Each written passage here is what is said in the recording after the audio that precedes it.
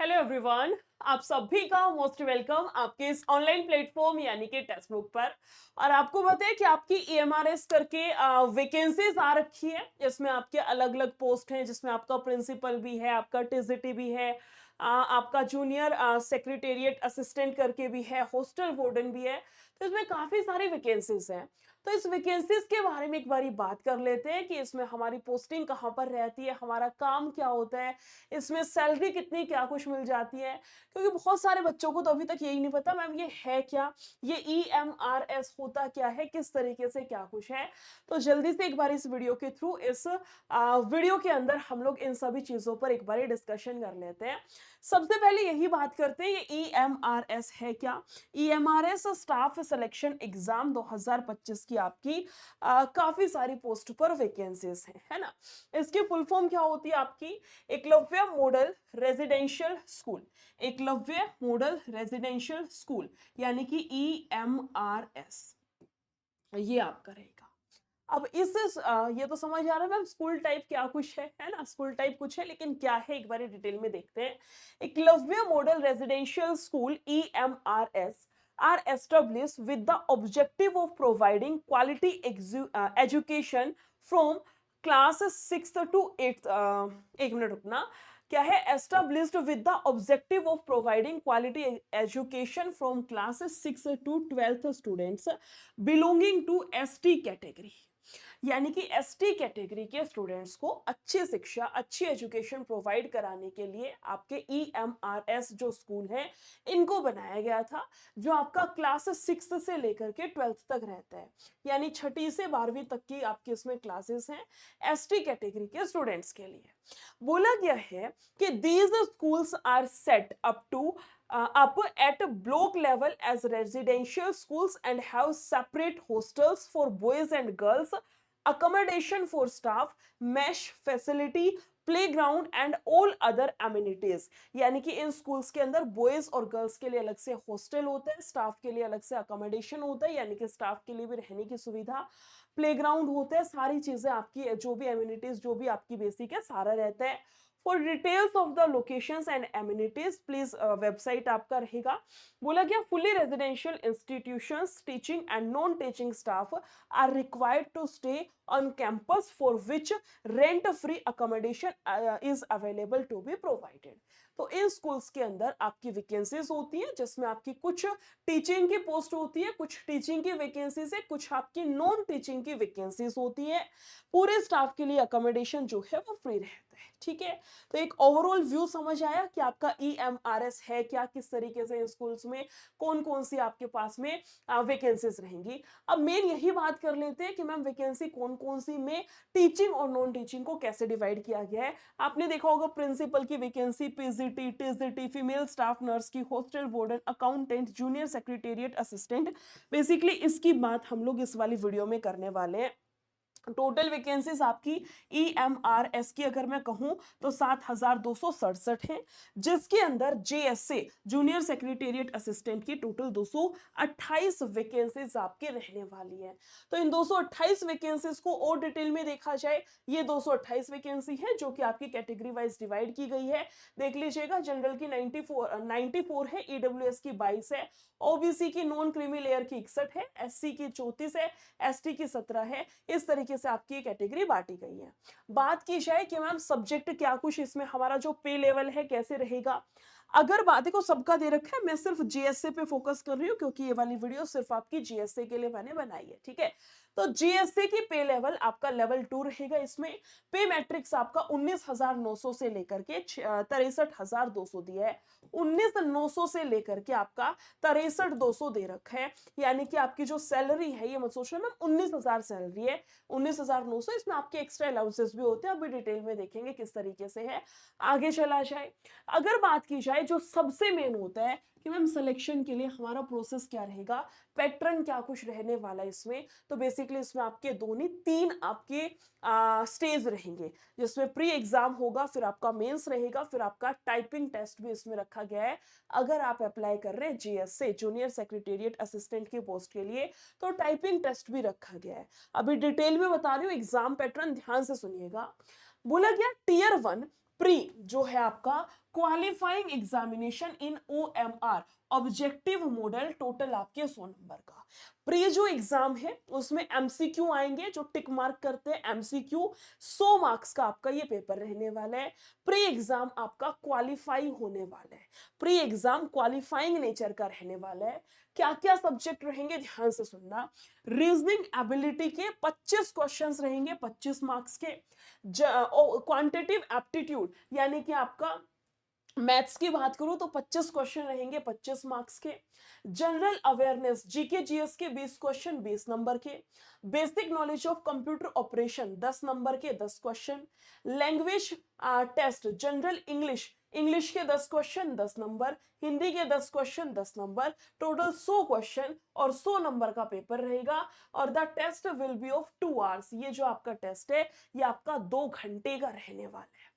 क्या क्या है, 25 क्वेश्चन रीजनिंग के 25 नंबर का, मैथ्स के आपके थे 25 क्वेश्चन 25 का, यानी कि 50 का तो यहीं से हो गया।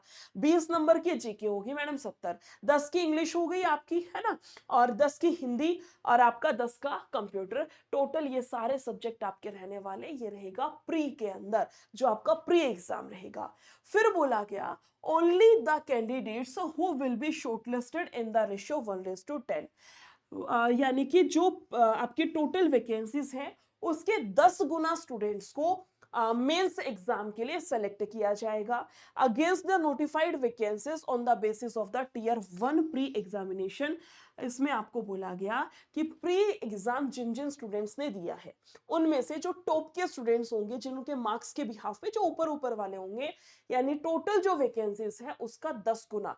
टोटल वैकेंसीज आपकी थी 2800 थी ना, सॉरी 228 थी ना, टोटल वैकेंसीज कितनी थी मैडम, 288, कितना था 228 थी, इसका 10 गुना यानी कि 2280 स्टूडेंट्स को बुलाया जाएगा मेंस एग्जाम के लिए। 2280 वो जो कि जिनके ऊपर ऊपर मतलब जो टॉप 2280 जो स्टूडेंट्स होंगे उनको सेलेक्ट किया जाएगा मेंस के लिए। अब बात करते हैं मेंस का जो पेपर रहेगा वो कैसे रहेगा, ध्यान से सुनिएगा। सब्जेक्ट स्पेसिफिक सिलेबस आपका यहां पर दिया गया है। नंबर ऑफ क्वेश्चंस, अच्छा इसमें आपके मेंस में 40 तो रहेंगे ऑब्जेक्टिव यानी एमसीक्यू वाले 40 क्वेश्चंस रहेंगे और 15 क्वेश्चंस आपके रहेंगे डिस्क्रिप्टिव। डिस्क्रिप्टिव जिसमें आपको पूरा लिखना पड़ता है, जैसे हम स्कूल में नहीं लिखते थे, फॉर एग्जांपल साइंस का हो गया, एसएस होगी, एसएसटी में नहीं लिखते थे 4 नंबर का क्वेश्चन, ये 3 नंबर का क्वेश्चन, डिस्क्रिप्टिव जिसमें हमें पेन से पूरा लिखना पड़ता है, वो वाला।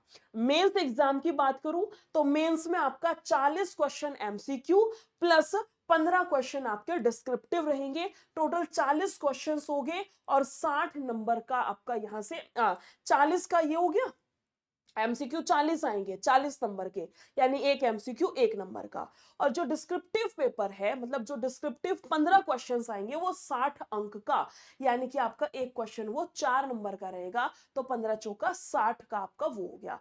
तो 60 का आपका डिस्क्रिप्टिव और 40 नंबर का एमसीक्यू, टोटल मिला करके आपके यहां से कितना बैठेगा, 100 मार्क्स का आपका मेंस वाला पेपर रहेगा। इसके लिए टाइम दिया जाएगा आपको 3 घंटे का। उसके बाद क्वेश्चन ने क्या बोला आपको, टीयर 3 भी रहेगा कि टाइपिंग टेस्ट, क्या दिया है कि typing test will be asserted on PC personal computer पे, 50 मार्क्स का रहेगा। Qualifying marks shall be 20। जो टियर 3 है जिसमें आपका टाइपिंग टेस्ट रहेगा, टाइपिंग टेस्ट भी आपका क्वालिफाइड रहेगा। साफ साफ क्या बोला गया, qualifying marks shall be 20, this part shall be qualifying in nature, candidates based on the merit in tier 2 shall be called for tier 3। जो tier 2 में मेरिट लिस्ट में आएंगे उनको ही tier 3 यानी कि टाइपिंग टेस्ट के लिए बुलाया जाएगा। उसके बाद बोला गया है typing test in the ratio 1:3।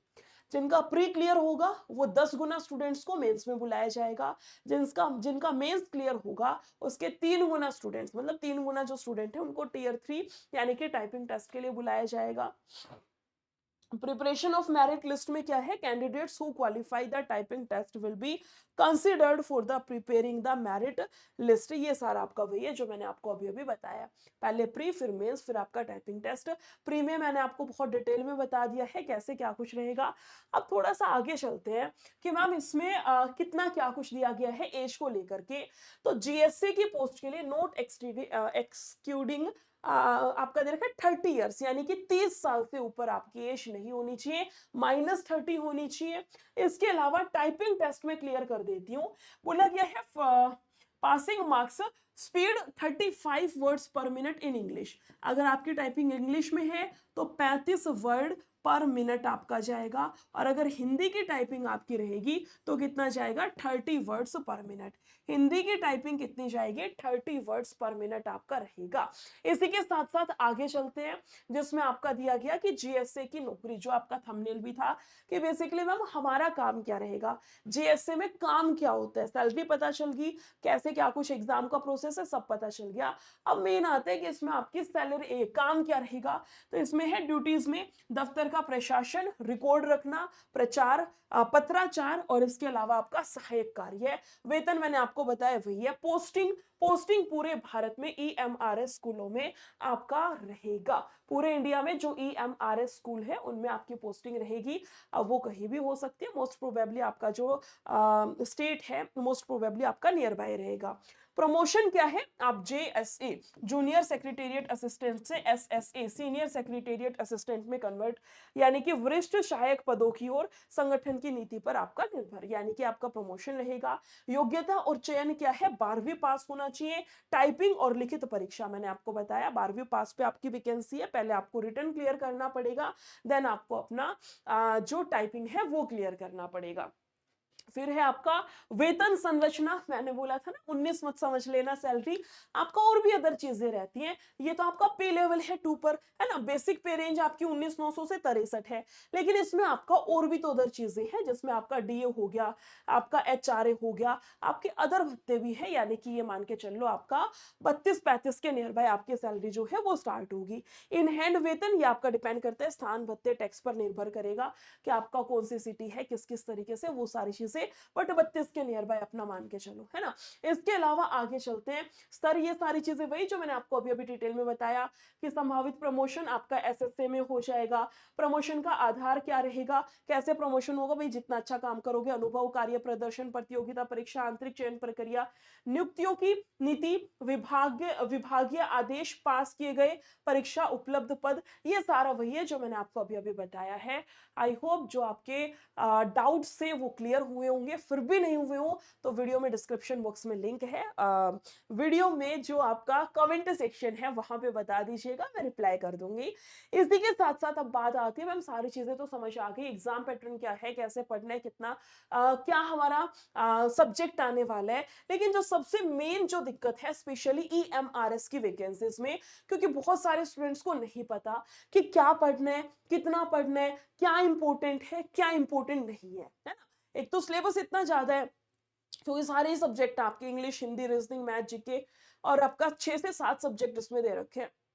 तो जब इतने सब्जेक्ट है तो उसमें इंपॉर्टेंट क्या है, कितना कितना पढ़ना है। अब आप इतने इतने सब्जेक्ट है, सबको वाइड में तो नहीं पढ़ सकते हो, पूरा इतना डीप में तो नहीं पढ़ सकते हो, तो वहां पे होते हैं कि क्या इंपॉर्टेंट है, हमें क्या पढ़ना है, क्या नहीं पढ़ना है। एक होता है पूरे ढेर में से, यानी कि दूध में से मलाई का काम क्या करेगी, हमारा जो रिफाइंड कंटेंट है वो क्या रहेगा। आपका जो पेड बैच है ईएमआरएस का, वो क्लासेस आपके स्टार्ट किस तरीके से क्या कुछ रहेंगी। आपका जो बैच है वो रहेगा 699 वाला, है ना। ये बैच कैसे है, क्या कुछ है, एक बार ध्यान से सुनिएगा। अभी आपके नवरात्रि की सेल है, जिसके चलते अगर आप रात 12 बजे से पहले एनरोल करते हैं तो ये वाला जो बैच है आपका 699 में रहेगा, जिसमें आपका 6+6 यानी कि 12 मंथ की वैलिडिटी रहेगी, और मेरा कूपन कोड रहेगा निशा22, इसका यूज कर लीजिएगा, ठीक है। प्लस में इसमें सिर्फ आपका ईएमआरएस का बैच नहीं रहेगा, ईएमआरएस के साथ साथ टेक्स्ट बुक के 370 जो अलग बैचेस हैं, जो एक्स्ट्रा बैचेस हैं, वो सब भी ओपन हो जाएंगे, उनका एक्सेस भी आपको मिल जाएगा। प्लस में जो आपका पास प्रो है, टेक्स्ट बुक का जो पास प्रो है वो आपका इसमें फ्री रहने वाला है।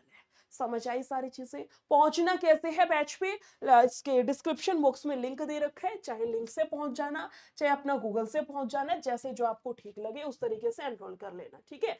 मैं आपको लिंक से बता दूं, बस मुझे 1 मिनट का टाइम देना। लिंक कहाँ पे मिलेगा, ऑब्वियस सी बात है मैम, इसी चैनल की बात हो रही है तो इसी में ही मिलेगा, है ना। मैं आपको बता देती हूँ यहाँ से, ये मैंने हॉस्टल वार्डन की भी वीडियो बनाई थी ना, उसके में भी सेम लिंक लगवाए हैं। जैसे आप यहाँ पे जाओगे ना, ऐसे आपको सेम डिस्क्रिप्शन बॉक्स दिखेगा इस वीडियो में, आपको यहाँ नीचे दिख जाएगा, ठीक है? इसमें सारे बैचेस के लिंक है, या तो इसी के थ्रू चले जाइएगा। Delhi police, IB, DDA, MTS है, डीडीए, जेएसए है, यूपी पुलिस, हाई कोर्ट वाला है आपका, है ना, D triple S B, MP police है, या इसके साथ नहीं है तो आपका जो सुपर पास है, इस पे क्लिक कर देना। सेम बात है, चाहे सुपर पास से चले जाना, चाहे अपना ईएमआरएस वाले से चले जाना, दोनों से आपका सेम चीज रहेगी। जो मैंने आपको बताया ना कौन कौन से बैचेस मिलेंगे, सब सेम है। इस पे जाइएगा, दिखाएगा 749, आपको क्लिक करना है अप्लाई कूपन और NISHA 22, इसको अप्लाई कर दीजिएगा, देन आपका कन्वर्ट हो जाएगा 699 में, ठीक है? वीडियो अच्छी लगी हो शेयर जरूर कीजिएगा, और फिर भी कोई डाउट है, कंफ्यूजन है तो कमेंट सेक्शन में पूछ लीजिएगा। फिर मिलते हैं नेक्स्ट वीडियो के साथ। Thank you so much, take care, bye bye.